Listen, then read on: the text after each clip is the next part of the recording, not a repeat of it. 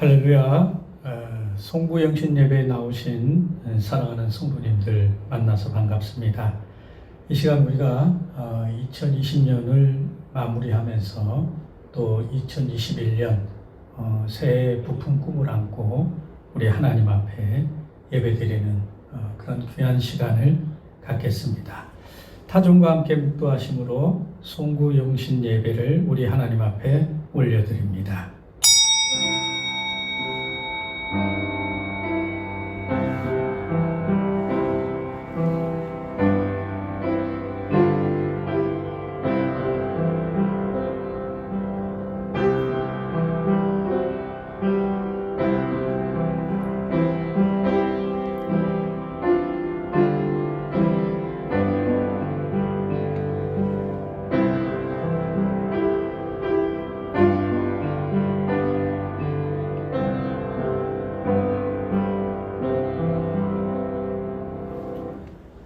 오호라 너희 모든 목마른 자들아 물로 나아오라.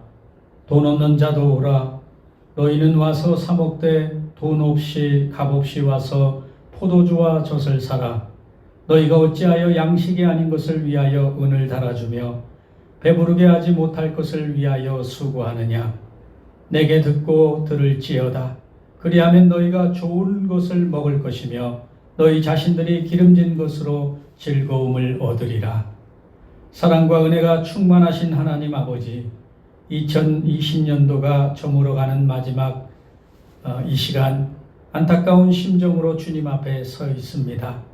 지난 1년을 돌아보니 저희들은 주님께서 주신 그 수많은 시간들을 헛된 곳에 낭비하며 살았습니다. 하나님을 섬기고 이웃을 섬길 수 있는 많은 기회를 주셨으나 그 모든 것을 놓쳐버리고 말았습니다. 기도 없이, 감사 없이, 찬송 없이, 헌신 없이 허송하며 한 해를 보냈습니다.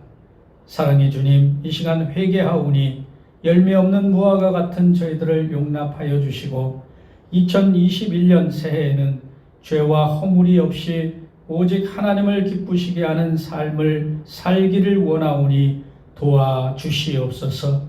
갈 길을 인도하여 주옵소서. 예수님의 이름으로 기도드리옵나이다. 아멘.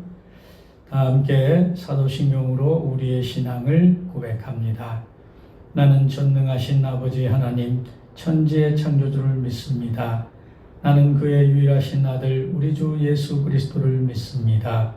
그는 성령으로 잉태되어 동정녀 마리아에게서 나시고 본디오 빌라도에게 고난을 받아 십자가에 못 박혀 죽으시고 장사된 지 사흘 만에 죽은 자 가운데서 다시 살아나셨으며 하늘에 오르시어 전능하신 아버지 하나님 우편에 앉아 계시다가 거기로부터 살아있는 자와 죽은 자를 심판하러 오십니다.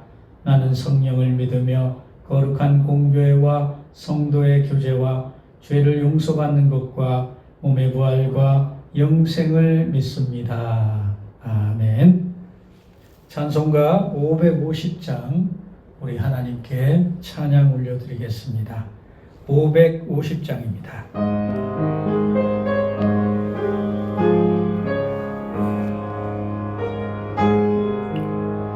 시온의 영광이 빛나는 아침 어둡던 이 땅이 밝아오네. 슬픔과 애통이 기쁨이 되니 시온의 영광이 비춰오네. 시온의 영광이 빛나는 아침 매였던 종들이 돌아오네. 오래전 선지자 꿈꾸던 복을 만민이 다 같이 누리겠네. 보아라 광야에 화초가 피고 말랐던 시냇물 흘러오네. 이 산과 저 산이 마주쳐 울려 주의 순종을 찬송하네. 땅들아 바다야 많은 섬들아 찬양을 주님께 드리거라. 싸움과 죄악이 가득한 땅에 찬송이 하늘에 사무치네.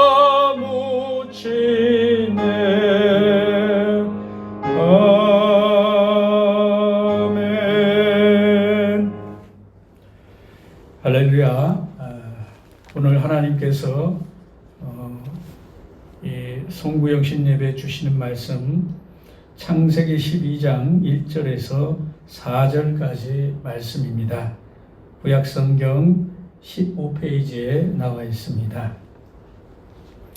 하나님께서 우리에게 다시 새롭게 새해를 시작하는 말씀은 창세기 12장 1절에서 4절까지 말씀입니다. 다 찾으신 줄 알고 한 목소리로 합독하신 후에 유연자 장로님 나오셔서 기도 인도해 주시겠습니다. 다 같이 하나님의 말씀을 봉독하겠습니다. 시작. 여호와께서 아브라함에게 이르시되 너는 너의 고향과 친척과 아버지의 집을 떠나 내가 네게 보여줄 땅으로 가라. 내가 너로 큰 민족을 이루고 네게 복을 주어 내 이름을 창대하게 하리니 너는 복이 될지라.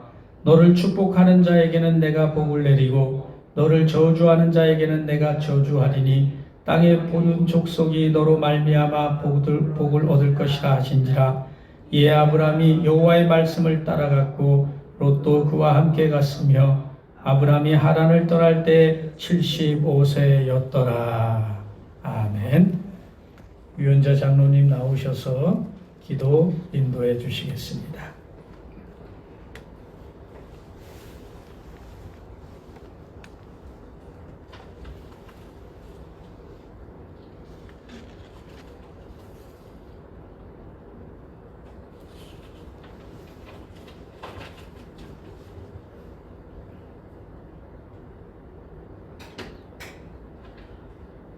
알파와 오메가가 되시며 역사의 주관자가 되시는 하나님 아버지, 2020년 올 한 해 너무나 힘든 시간입니다.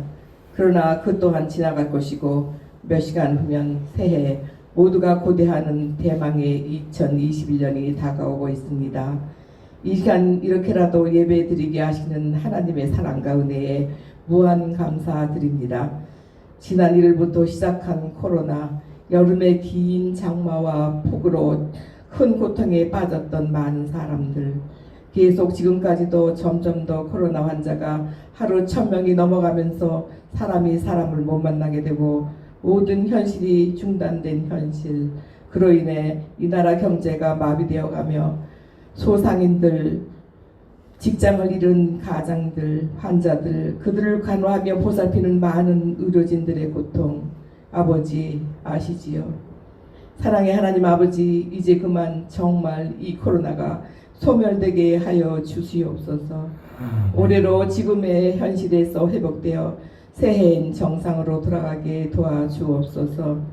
무엇보다 예배를 정상적으로 드리게 도와주시옵소서. 마스크를 벗고 마음껏 하나님께 찬양으로 영광 돌릴 수 있게 도와주시옵소서. 예전처럼 교우들과 만나 교제하며 사랑을 나눌 수 있게 도와주시길 간절히 기도하오니 꼭 들어주시옵소서. 아버지, 뒤돌아보면 하나님의 뜻대로 살지 못하였고 자신의 의지와 뜻대로 행하며 시간을 허송하였음을 고백합니다. 그러나 지나간 시간을 후회하기보다 새해인 하나님의 뜻을 따라 참 자녀로서 살아가기 위해 아버지 앞에 엎드려 기도하오니 지금 저희들에게 깨끗하고 새로운 영을 내려주시길 간절히 원하옵나이다. 참 좋으신 하나님 아버지, 내일을 위한 새로운 일들을 계획합니다.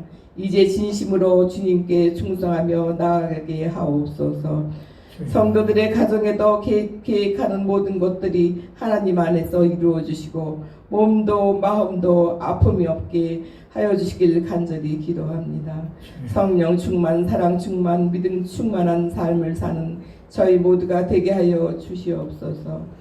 은혜의 하나님 아버지, 주님의 몸된 저희 호산나 교회를 지금까지 함께하여 주셔서 여기까지 지켜주셨듯이 새해에도 더욱 은혜를 부어주시어 모든 성도가 주님의 명령에 순종하여 세상에 복음을 증거하는 일에 앞장서서 지옥으로 향하는 저 불쌍한 영혼들을 빛으로 인도하는 사자의 역할을 잘 감당하는 교회로 성전의 빈자리가 채워지는 부흥의 역사가 이루어지게 아버지 도와주시옵소서.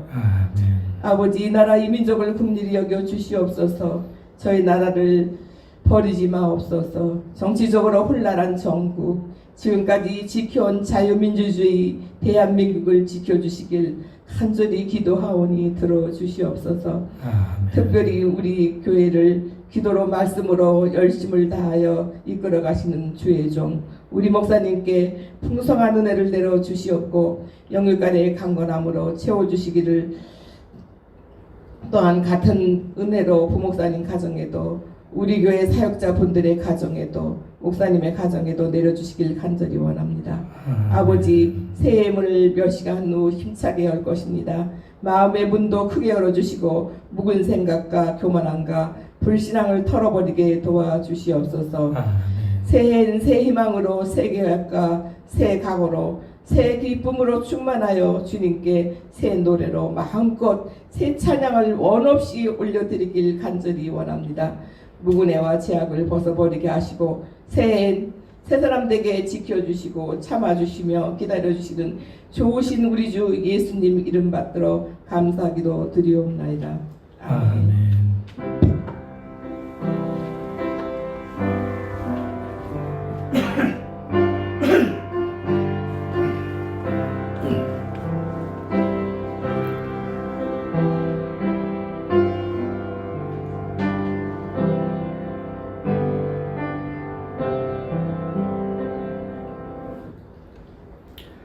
성도들이 한 마음으로 드리는 새해 첫 기도 우리 하나님께서 들어 응답해 주실 줄로 믿습니다. 할렐루야. 우리 몇 명 사역자들만 이렇게 모였지만은 또 저녁에 가정에서 우리 성도들이 다 함께 예배드릴 줄로 믿습니다. 우리 한번 보시면서 인사하시기 바랍니다. 반갑습니다. 잘 오셨습니다. 예. 2021년 은혜 받으세요. 복 많이 받으세요. 이러고 다시 한번 인사하시기 바랍니다. 2021년 은혜 받으세요. 복 많이 받으세요. 이제 진짜 몇 시간 있으면 이제 정말 2021년이 새롭게 밝아옵니다. 오늘은 2021년 새길 말씀 따라 새 역사를 이룹시다 라고 하는 말씀으로 송군 영신님의 말씀을 전하겠습니다. 자, 우리가 기성세대 하는데 이 기성세대가 몇 살부터 기성세대일까 하는 것입니다. 규명할 수는 없지만 40이 넘으면 기성세대가 아닌가 그렇게 이야기하고 있습니다. 유교에서는 40을 불혹의 나이라고 합니다. 어떠한 유혹에도 흔들리지 않는 그런 나이가 불혹의 나이다 라고 하는 좋은 의미로 불혹을 쓰는 것입니다.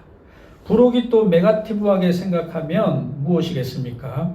고집불통인 나이가 시작이 되는 것입니다. 변화를 싫어하는 나이예요.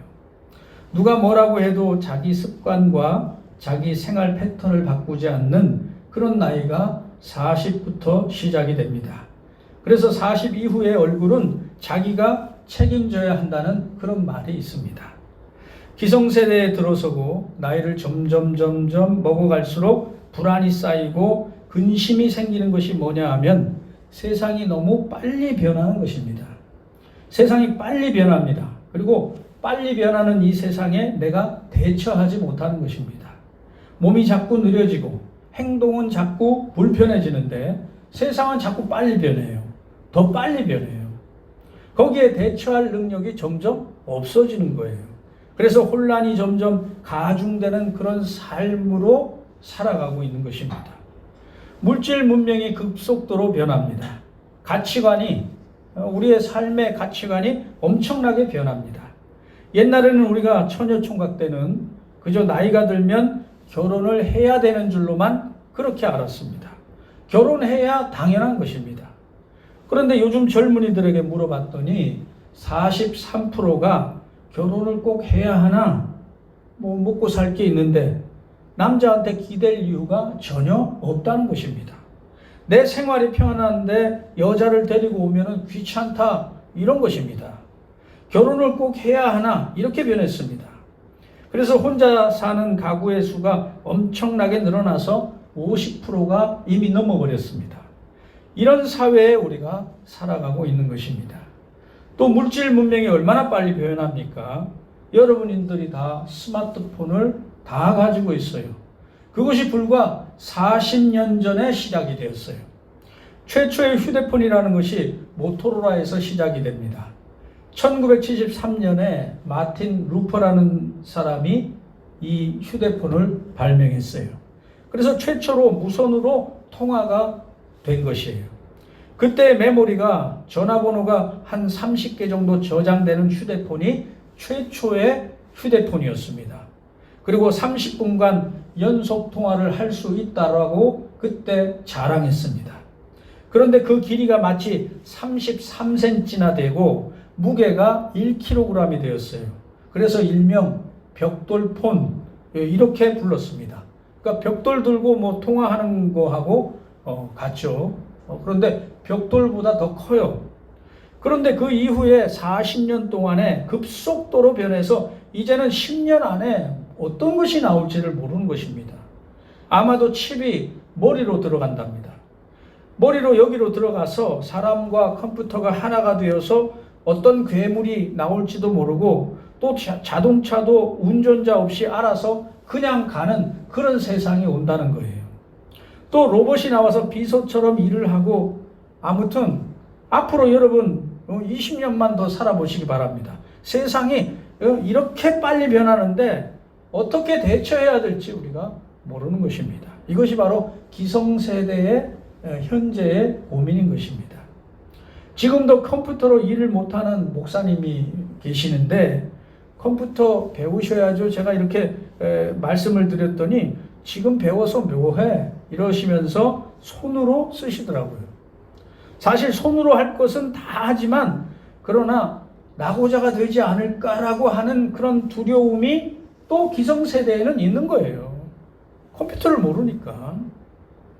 또 기성세대의 고민은 현실 안주에서 오는 그런 죄책감이 있습니다. 너무너무 뺀질뺀질해졌어요. 너무너무 죄에 대해서 무감각해졌어요. 젊은 시절에 데모 안 한 사람이 없습니다. 거의 다 했습니다. 그때는. 사회적, 정치적, 윤리적인 문제들을 마구 공격했어요. 그런데 지금은 세상에 다 그런 거 아니야? 정치하다가 보면 그 정도의 거짓말은 다 할 수 있는 거 아니야? 세상이 이렇게 변했어요. 여러분, 청문회 나온 사람들 한번 보세요.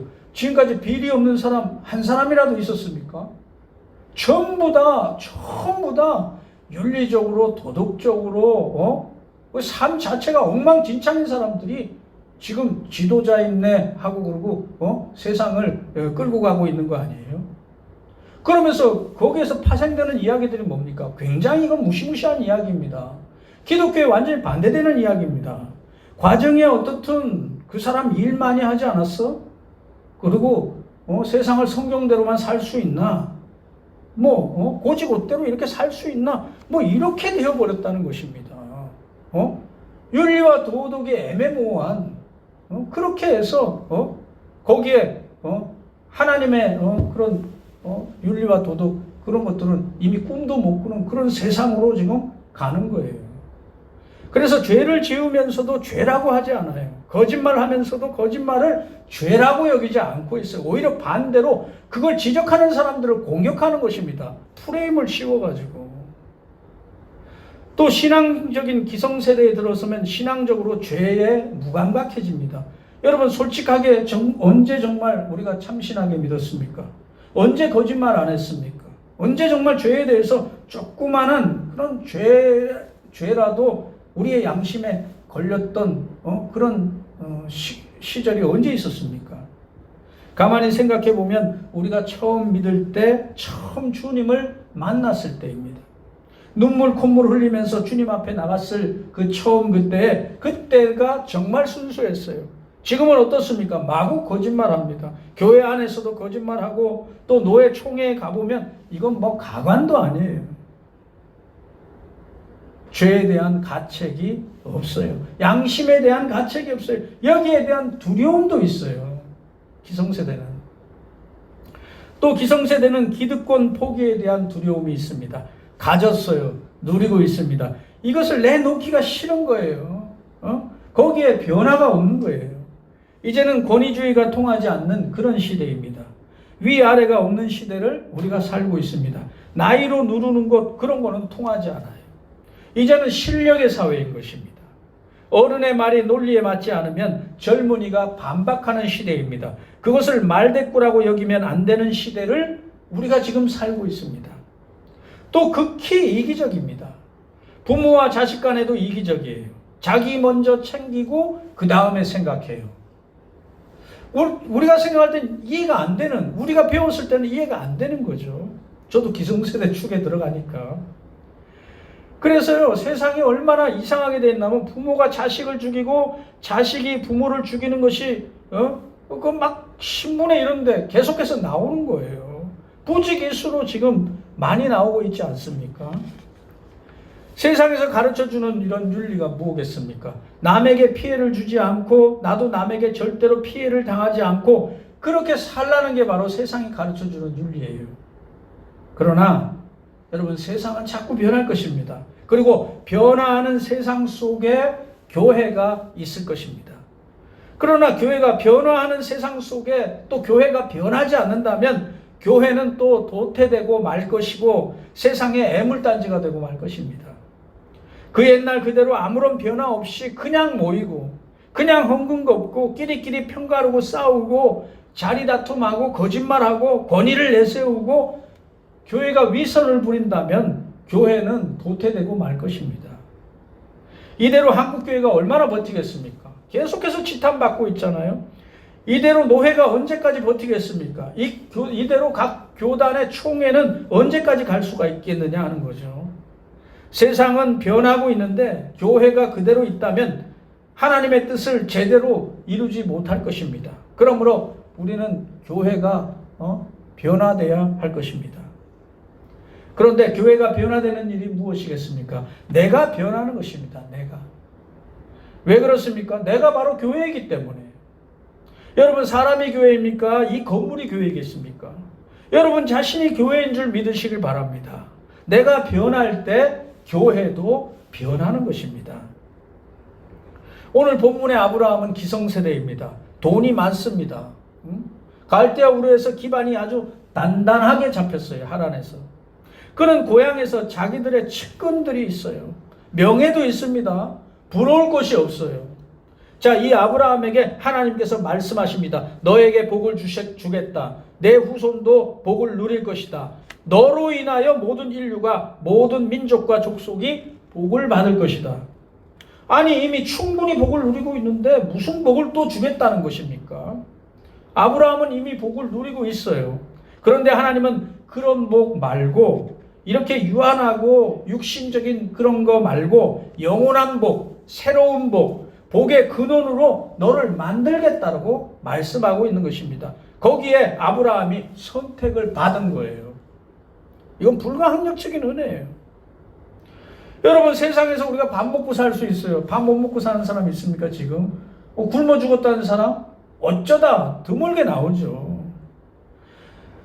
세상 사람들하고 똑같이 우리가 밥 먹고 살 수 있고 똑같이 속이고 똑같이 부정한 방법으로 돈 벌고 그렇게 살 수도 있어요. 그런데 하나님께서 우리를 아브라함처럼 새로운 복의 근원으로 만들겠다라고 우리를 불러주셨어요. 그 부름에 여러분이 응답하시길 바랍니다. 자, 새로운 복의 근원으로 만들겠다라고 하면서 아브라함에게 주문하시는 하나님의 말씀은 떠나라는 거예요. 첫 번째로. 자, 떠나라는 이 말씀은 무엇입니까? 기성세대의 자리에서 떠나라는 것입니다. 지금까지의 생각을 버리라는 것입니다. 언어적 습관, 모든 것을 다 바꾸라는 것입니다. 죄악된 환경에서 떠나라는 거예요. 사실 그때 당시에 아브라함은요, 아버지는 그 아브라함과 아브라함의 아버지는 우상을 섬기고 있었어요. 지금 아브라함의 가정은 우상을 섬기고 있습니다. 거기서 떠나라는 거예요. 하나님의 생각으로 너의 마음을 바꾸라는 것입니다. 하나님만 믿고 그 자리를 떠나서 새로운 세상으로 나가라는 거예요. 너의 기득권을 다 내려놓고 새로운 피조물로 나가라는 것입니다. 아브라함은 그 명령을 받고 떠납니다. 여러분, 우리는 떠날 수 있겠습니까? 우리의 옛 습관을 버릴 수 있겠습니까? 우리의 옛날 생각 그대로 교회 생활을 할 수는 절대 없는 것입니다. 기득권에 안주해서 여기는 내 자리, 여기는 내 권리, 이렇게 해서는 하나님의 뜻을 이룰 수가 없는 것입니다. 이대로 죄에 대해서 무감각한 채로 무엇을 이룰 수 있겠다라고 하는 것입니까? 우리는 변화를 거부하면 아무것도 하나님의 뜻은 남는 것이 없을 것입니다. 아브라함은 75세에 떠나라는 명령에 새로운 복의 근원을 기대하며 옛것을 버리고 기득권을 포기하고 기성세대의 자리를 박차고 신앙으로 다시 출발합니다. 이 귀한 신앙이 바로 우리의 신앙이 되기를 주님의 이름으로 축원합니다. 그 다음에 떠난 사람은 어떻게 해야 될까요?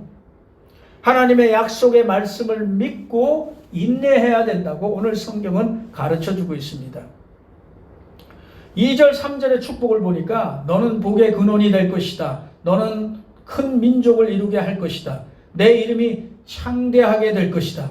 땅의 모든 족속이 너로 인해서 복을 받게 할 것이다. 그런데 이 약속의 말씀은 당장 이루어지지 않았어요. 그 이후에 떠난 아브라함에게 축복의 길이 아닌 고난의 길이 계속해서 다가옵니다. 역경이 있습니다. 생명에 대한 위협이 있습니다. 전쟁이 있습니다. 가정 불화가 있었어요. 불임의 교통이 찾아옵니다. 하나님의 축복은 아직도 너무 먼 데 있는 것 같아요. 아니, 아들을 낳아야 무슨 민족을 이룰 거 아닙니까? 그런데 하나님이 약속한 지 25년 만에 이삭 하나 겨우 얻었어요. 25년이나 기다렸어요. 자, 그 사이에 아브라함은 그만 인내하지 못하고 실수를 하고 맙니다. 아들이 있을까 이렇게 생각하고 10년을 기다렸는데 없는 거예요. 그래서 기다리지 못하고 몸종 하갈에게서 이스마엘을 낳게 됩니다. 이것이 실수였어요. 기근과 배고픔을 못 이기고 또 애굽으로 내려갑니다. 성경에서 애굽은 세상을 의미하는 거예요. 그냥 그 자리에서 하나님의 은총을 그냥 기다려야 되는데 애굽으로 내려가는 거예요. 견디지 못하고 내려가는 거예요. 그리고 자기가 죽을까 해서 거짓말을 또 시작합니다. 옛날 습관이 계속해서 나오는 거죠. 자기 아내를 누이라고 속이는 거죠. 다시 옛날로 돌아가고 엉망진창이 되어버렸습니다. 믿음은 이미 온데간데 없어진 것입니다. 떠나긴 떠나는데 인내하지 못하고 기다리지 못한 역사가 성경에 고스란히 쓰여져 있는 거예요. 그런데 놀랍게도 거기에 하나님이 개입하시는 거예요. 인간의 어떤 실패와는 상관없이, 관계없이 하나님은 자신의 역사를 이루어 가고 계시는 하나님이신 줄 여러분 믿으시길 바랍니다. 우리는 실패해요. 우리는 기다리지 못해요. 우리는 인내하지 못합니다. 우리의 속성이 그렇습니다. 그러나 하나님은 우리를 포기하지 않으심을 여러분 믿으시길 바랍니다. 하나님은 절대로 우리를 포기하지 않으십니다.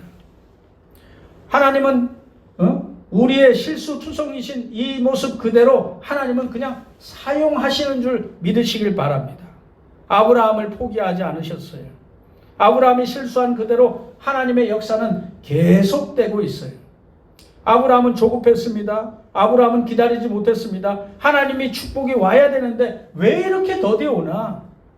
우리가 여기서 깨달아야 하는 것이 있어요. 하나님의 시간표와 내 시간표가 다르다는 것입니다. 하나님이 나를 위한 시간표가 내가 생각하는 것과 다르다라고 하는 것을 믿어야 돼요.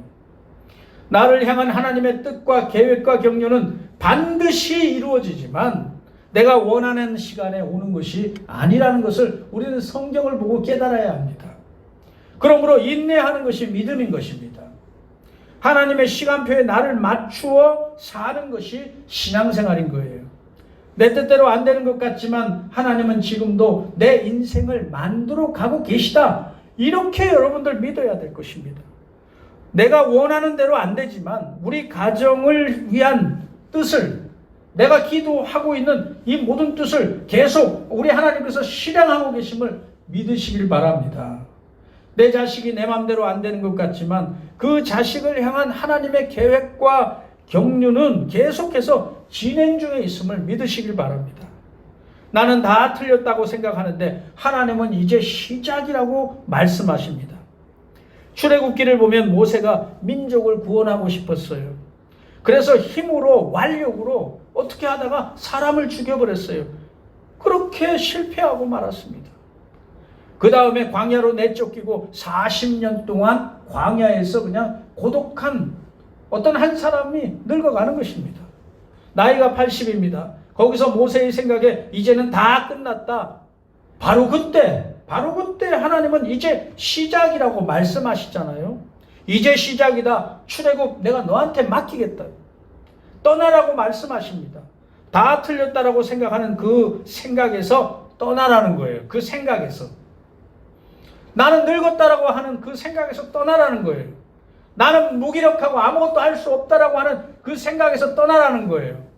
코로나 때문에 언제 이것이 회복될지 장담할 수 없지만 그러나 거기에서 절망하고 낙담하고 거기서 망하고 그런 생각에서 떠나라는 거예요.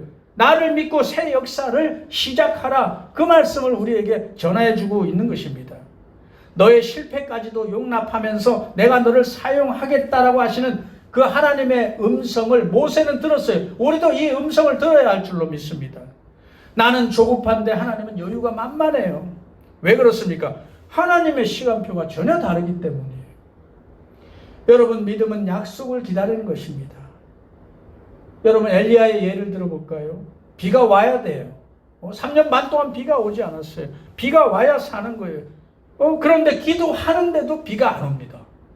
아니, 그렇게 3년 반 동안 기도했는데도 비가 안 오는 거예요. 얼마나 간절하게 기도했냐 하면은 무릎 사이에 머리를 땅에 박고 아마 땅에 대면서 기도를 했을 것입니다. 머리에 피도 났을 거예요. 하나님 비가 오게 해달라고 그렇게 3년 반 동안을 빌었어요. 그런데 비가 안 옵니다. 여러분, 그러나 엘리야는 포기하지 않는 거예요. 두 번째 기도하고 하늘을 바라봐도 비는 안 오고 하늘은 쨍쨍합니다. 세 번째 기도를 해도 비가 안 와요. 비가 올 기미가 안 보여요. 거기서 포기하면 끝나는 것입니다. 그런데 엘리야는 거기서 하나님을 믿는 거예요. 7번을 기도합니다. 하나님, 비를 내려주십시오. 그런데 7번째 뭘 봤습니까? 손바닥만한 구름을 보는 거예요. 그리고 그것을 믿는 거예요. 그 구름을 근거로 비가 온다라고 선포하는 거예요. 그게 바로 오병이에요. 깨어있으면 그게 보여요, 여러분. 하나님의 말씀에 깨어있으면 보여요. 기도하는 자리에 있으면 그 오병이어가 보여요. 손바닥만한 그 구름이 보여질 줄로 믿습니다. 호산나 교회를 향하여 하나님께서 보여주시는 그 표적과 여러분 기적을 여러분 볼 줄 아는 그런 신앙으로 자라나시기를 주님의 이름으로 축원합니다. 여러분, 하나님 믿으시길 바랍니다. 하나님은 우리를 향해서 포기하는 법이 없어요. 하나님은 그 약속을 포기하지 않습니다. 여러분, 하나님의 시간표에 맞추시기 바랍니다. 내가 당장 내 뜻대로 안 된다고 하나님 원망하지 마시고 하나님께서 복의 근원으로 만들어 주겠다라고 하신 오늘 이 약속의 말씀을 1년 내내 믿고 가야 되는 거예요. 줄기차게 믿고 가야 되는 거예요. 그러면 내년 말에 여러분 분명하게 열매를 얻을 수 있어요. 정말 한번 생각해 보세요. 한시도 끊지 않고요, 이 말씀을요, 연말까지 여러분들 끌고 가면 반드시 여러분 복에 되게 돼 있어요. 여러분, 하나님이 역사의 주인이라는 것을 믿는 것이 믿음이에요. 하나님의 역사에 우리가 동참하는 것입니다. 내가 나를 위해서 믿는 것이 아니에요. 하나님의 역사에 내가 쓰임 받으려고 또 믿는 거예요. 그래서 순종하는 것입니다. 아브라함, 내가 너를 큰 민족을 이루게 하겠다. 사실 아브라함이 큰 민족을 보지도 못했습니다. 아브라함은 그냥 이삭 하나 놓고 그가 결혼하는 거 보고 그리고 죽었어요. 큰 민족을 이룬 것은 언제입니까? 500년 뒤에 나타나요. 500년 뒤에 축복을 아브라함이 맛볼 수 있겠습니까? 그러나 하나님의 약속은 계속되는 거예요. 아브라함이 죽어도 계속됩니다. 아브라함은 그 시대에 당대에 하나님의 뜻을 위해 그냥 쓰임받았을 뿐이에요. 여러분, 그렇습니다. 나머지 역사는 하나님이 다른 사람을 통해서 이루어 나가시는 줄로 믿으시길 바랍니다. 그래서 인류 역사의 구원을 위해서 예수 그리스도가 그 계보에서 탄생하는 거죠. 아니, 500년 뒤에 큰 민족을 이루겠다. 그걸로 끝나야 되는데 아브라함의 그 자손의 계보 중에 예수 그리스도가 탄생하는 거예요. 큰 민족 내가 보지 못한다고 하나님의 뜻이 아닌 것이 아닙니다. 나는 당대에 쓰임받고 그냥 가지만은 여러분이 기도한 대로 여러분 때에 다 이루어지지는 않을 것입니다. 그러나 여러분의 후손이 복을 받을 줄 믿고 기도하시기 바랍니다. 하나도 헛된 것이 없어요. 지금 기도를 왜 시키는데요? 감사하시기 바랍니다. 하나님이 기도시킬 때 감사해야 돼요. 왜냐하면 복 주시려고 하시는 거예요. 지금 당장이 아니더라도 후손에 내려가면서 하나님이 복 주시려고 기도시키는 거예요, 지금. 예? 그래서 그 자리가 아주 복된 자리인 것입니다. 여러분 기도할 때 이 교회가 그래서 복을 받고 여러분들의 후손이 그래서 복을 받는 거예요. 예수님의 제자들 한번 예를 들어서 12사도가 있습니다. 그들이 복음을 전했지만 모두 순교했어요. 그들이 뭘 받습니까? 복음 전하다가 참혹하게 죽는 고난의 현장에서 그들은 살아간 것밖에는 없어요. 스데반, 모든 제자들 다 그렇죠. 그러나 전 세계에 기독교가 퍼지고 하나님의 복음이 이렇게 흥왕한 것을 12사도는 목격하지 못했지만 그들 나름대로 그 시대에 쓰임받고 간 것이다 하는 것입니다. 하늘나라의 영광이 그분들에게 있을 줄로 믿으시기 바랍니다. 여러분, 내가 쓰임받는 거예요. 그 자리에서. 하나님의 역사의 그 열매를 다 내가 따먹는 것이 아니라 우리 시대에 우리의 믿음대로 쓰임받고 하늘나라에 가서 영광을 받으시길 바랍니다. 우리나라 최초의 선교사 토마스 선교사가 있습니다. 그는 1863년에 영국에서 중국 상해로 선교사로 왔어요. 얼마나 배에서 고생하고 환경이 열악했는지 임신 중인 그의 아내가 얼마 못 되어서 유산을 하고 죽습니다. 20대 초반에 이 젊은 청년의 가슴이 얼마나 아팠겠습니까? 이 타지에 와서 자기 혼자 남았어요. 기도하고 왔는데 이게 무슨 일입니까? 그는 1866년에 평양 대동강변에 조선을 선교하러 나옵니다. 제너럴 셔먼호를 타고 왔는데 그때 흥선대원군이 쇄국 정책을 하고 있었어요. 조선 함대에 포를 쏴서 배에 막 불이 나기 시작했어요. 불타는 배에서 뛰어내려서 구경꾼들에게 이 토마스 선교사가 쪽복음을 다 뿌리는 거예요. 죽을 때까지. 나중에 거기서 박충권이라는 사람에게 참수를 당합니다. 이분이. 그런데 순교하기 바로 전에 12살 최칠량이라고 하는 어린아이에게 쪽복음 3개를 전해주는 거예요. 성경을. 최칠량이라는 이 어린아이가 이 불온 문서를 받고 나서 겁을 집어먹고 혼날까봐 박영식이라고 하는 그런 포졸에게 또 건네줍니다. 박영식이 이것으로 자기 집의 방 하나를 전체 그냥 도배를 합니다. 그때 당시엔 종이가 귀하니까 성경을 찢어가지고 다 도배해놨어요.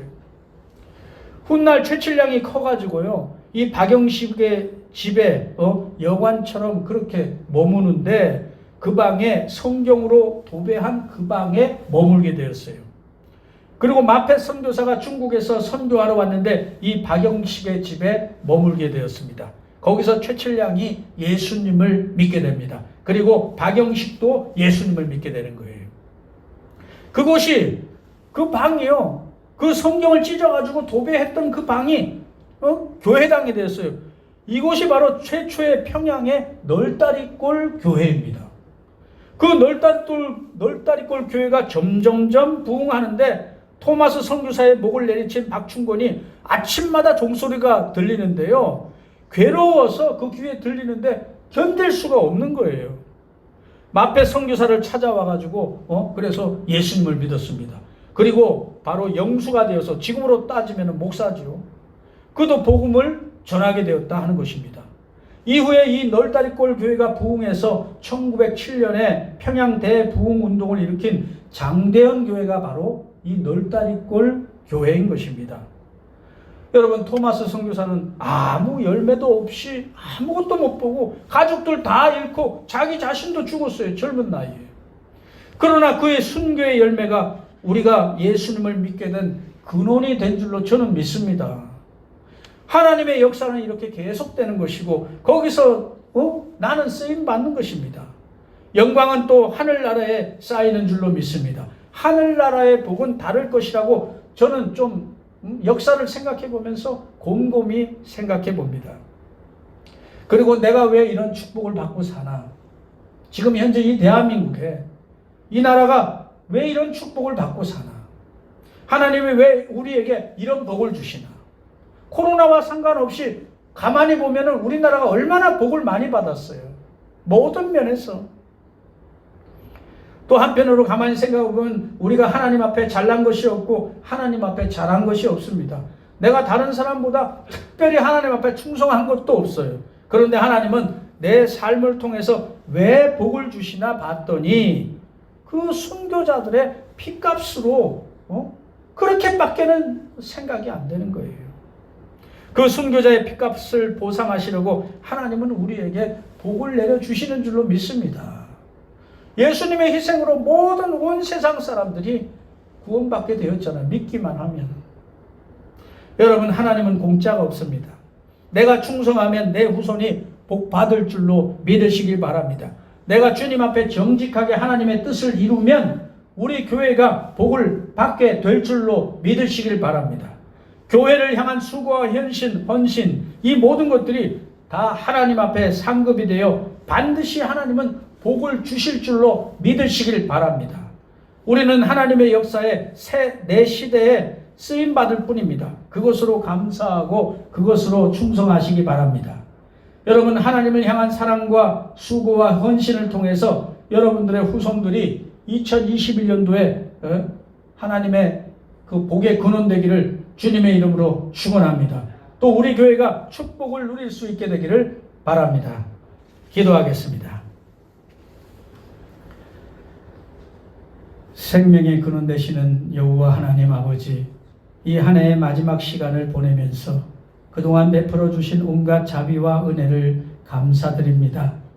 아버지께서는 주야로 우리를 인도해 주셨으며 한순간도 놓치지 않으시고 주님의 크신 사랑을 보여주셨습니다.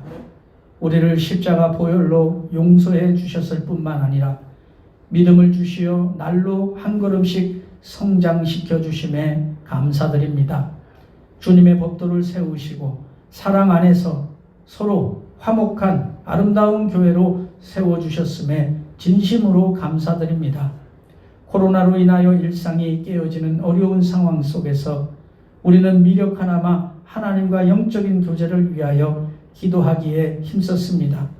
아버지의 뜻을 깨닫기 위하여 말씀을 가까이 하려고 하였습니다. 또 전도하며 헌금하며 교회의 구석구석 봉사하며 살아오도록 성령께서 인도하셨음을 믿고 또한 감사드립니다.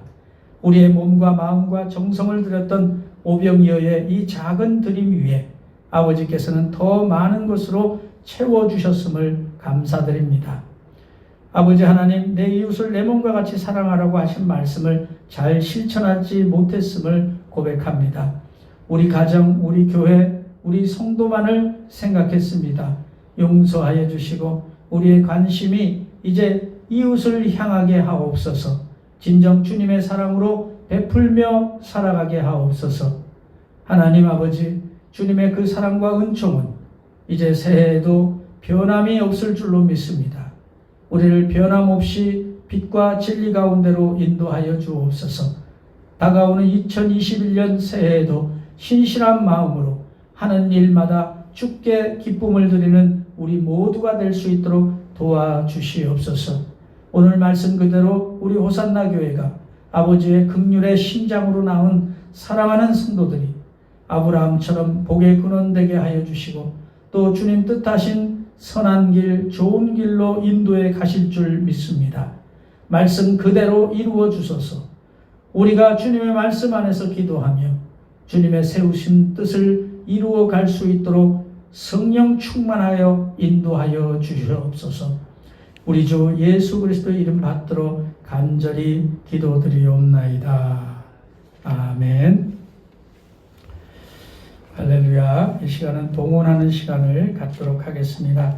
찬송가 210장 찬송 부르며 봉헌하겠습니다. 210장입니다.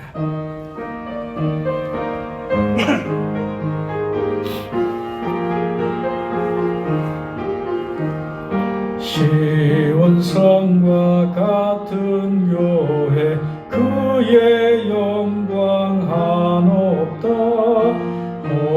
허락하신 말씀대로 주가 친히 세웠다. 반석 위에 세운 교회 흔들 자가 누구랴. 모든 원수의 원사도 아무 근심 없도다. 생명샘이 솟아나와 모든 성도 마시니 언제든지 흘러넘쳐 부족함이 없도다. 이런 물이 흘러가니 목마를 자 누구랴. 주의 은혜 풍족하여 넘치고도 넘친다. 주의 은혜 내가 받아 시온 백성 되는 때 세상 사람 비방해도 주를 찬송하리라. 세상 헛된 모든 영광 아침 안개 같으나 주의 자녀 받을 복은 영원 무궁하도다.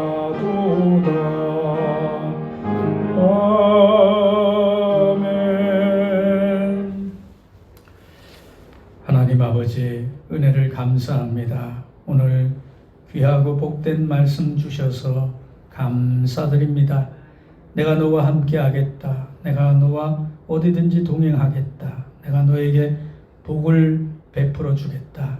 또한 복의 근원 되게 하여 주겠다. 말씀하신, 약속하신 그 말씀을 오늘 예배드리는 성도들 가운데, 가정 가운데 아버지 하나님 들어 응답하여 주시옵소서. 가정이 행복하게 하시고 자녀들의 삶이 형통하게 이루어지게 하옵시며 행하는 모든 일들마다, 모든 마음에 소원하는 것들마다, 기도하는 것들마다 2021년 다 들어 응답하시는 아름다운 인생, 복되고 형통한 인생을 살아갈 수 있게끔 축복하여 주시옵소서. 주의 말씀 듣고 인내하며 주의 말씀 따라서 기도하며 살아가게 하옵소서. 그리하여 풍성한 열매를 맺게 하여 주옵소서. 30배, 60배, 100배, 5병이여 7병이여의 기도의 인생으로 아버지 하나님 한 해 동안 채워 주시옵소서. 드려진 모든 예물 아버지 기뻐 받아 주시옵시고 아버지 그 위에 하나님 축복의 대접을 쏟아 부어 주셔서 만배의 축복으로 갚아 주시옵소서. 아브라함처럼 우리 호산나 교회가 들어와도 복을 받고 나가도 복을 받고 우리 하나님의 그 사랑의 축복이 있는 교회, 아름다운 지성소가 되게 하여 주옵소서. 아버지 하나님 감사드립니다. 주의 약속하신 그 말씀 대대로 내려가며 만배의 축복으로 갚아주시기 원하오며 우리 주 예수 그리스도의 이름 받들어 간절히 축복하며 기도드리옵나이다. 아멘. 할렐루야. 교회 소식 주보를 참조해 주시기 바랍니다.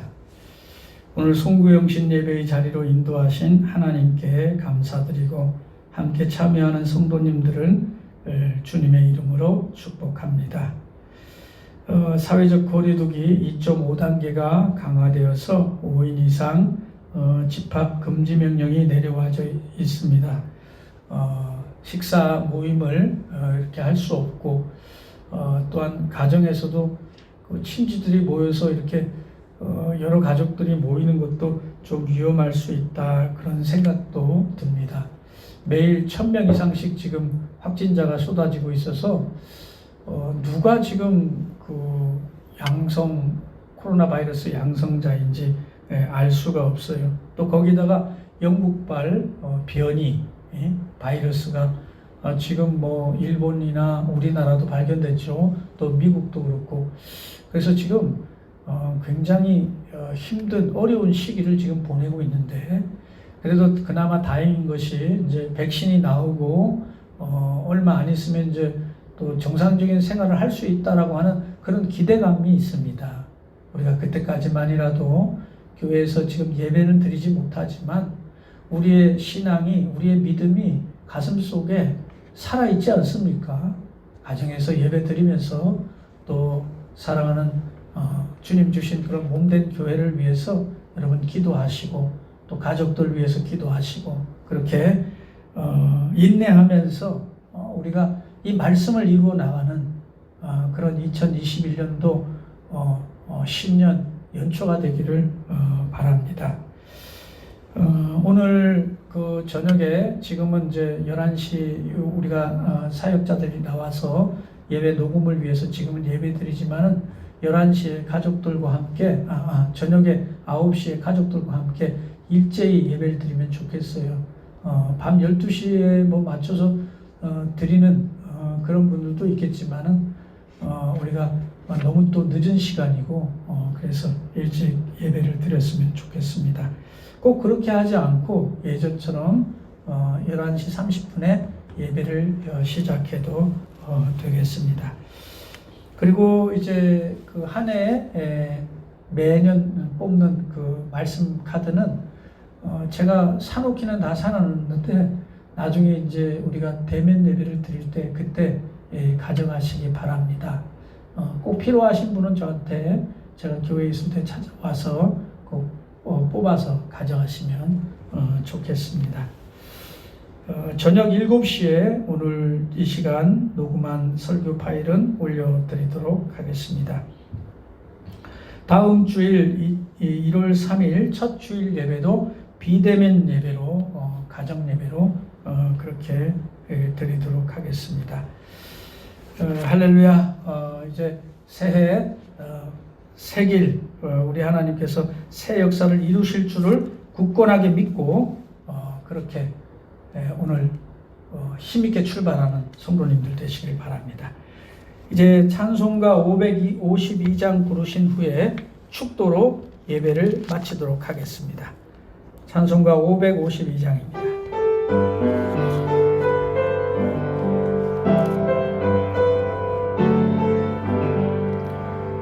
아침에 가도들 때 만물 신선하여 나도 세상 지낼 때에 햇빛 되게 하소서.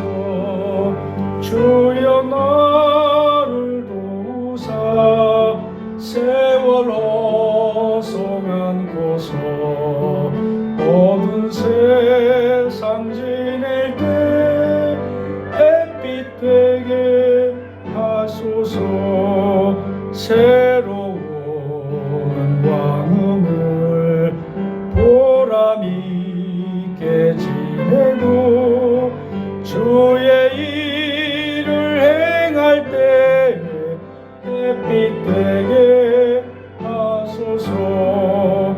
주여 나를 도우사 세월로 송안고서 어두운 세상 지낼 때 햇빛 되게 하소서.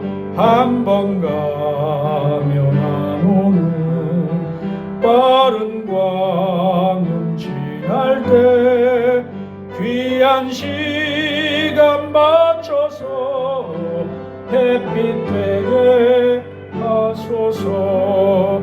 주여 나를 도우사 세월로 송안고서 어두운 세상 지낼 때 햇빛 되게 하소서.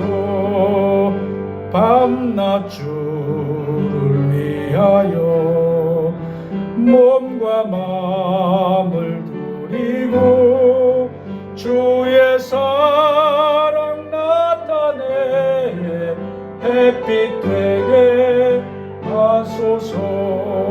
주여 나를 도우사 세월호 송안고서 어두운 세상 지날 때 햇빛 되게 하소서.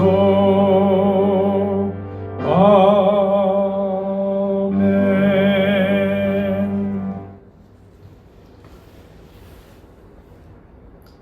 이제는 우리 주 예수 그리스도의 은혜와 하나님 아버지의 극진하신 사랑하심과 보혜사 성령님의 감동, 감화, 충만, 내주하시며 교통하시는 역사가 내가 내게 보여줄 땅으로 가라. 내가 너로 큰 민족을 이루고 내게 복을 주어 내 이름을 창대하게 하리니 너는 복이 될지라. 아브라함이 여호와의 말씀을 따라서 가고 마침내 복의 근원이 된 것처럼 2021년 동일한 약속의 말씀을 온전히 믿고 이제 세상을 향하여 하나님의 아들, 딸로 기도하며 주의 말씀 따라가리라 살아가리라 다짐하는 오늘 이 자리에 모인 호산나 교회 모든 성도들의 머리 위에 저들의 온 식구들, 자녀들, 권속들의 머리 위에 한국 교회 위에 세계 만방의 선교사님들 머리 위에 나의 조국 대한민국 위에 이제로부터 영원히 함께 하시기를 간절히 축원하옵나이다. 아멘.